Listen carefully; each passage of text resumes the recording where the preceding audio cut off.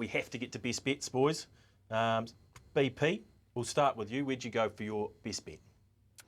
I went to the very last race at Te Rapa on Saturday, and I do like the chances of Navelha. Now, this is a runner that gets to 1,600 metres for the very first time.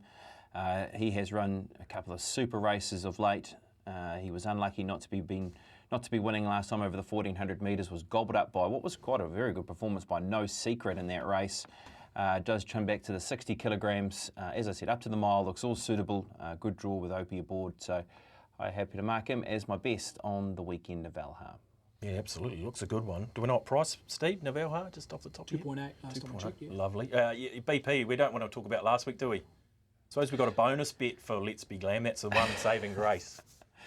Gee whiz. It was a little bit like Labella Beals, wasn't it? I mean, Labella Beals went up to win at Rotorua and somehow got beaten. And Let's Be Glam dead heats and then loses it in the room. So if you backed it on the fixed odds, it was all good. You were going to get paid out in the full, yes, and then lose it. And then, but then I still thought the horse should have won the race on her own merit. I mean, she looked to have that inside horse cold anyway. But yeah, that was a tough one to swallow. Yes or no? Look, I've only seen that out of the pocket. But. Yeah, look, I've only seen one shot where it was very close to the line, and that's the only one I've seen in terms of that bump which was the key bump.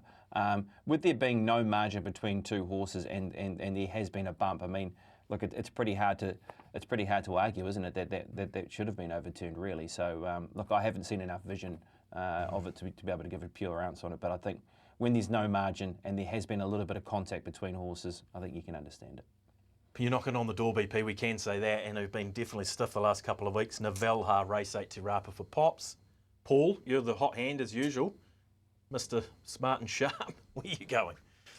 Yeah, I'm also going to Te Rapa, race 5, the Cambridge Breeders, and the favourite, Cote de Bone. Yeah.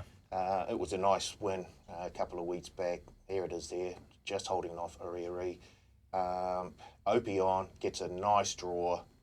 He'll be able to control how things go. Yeah.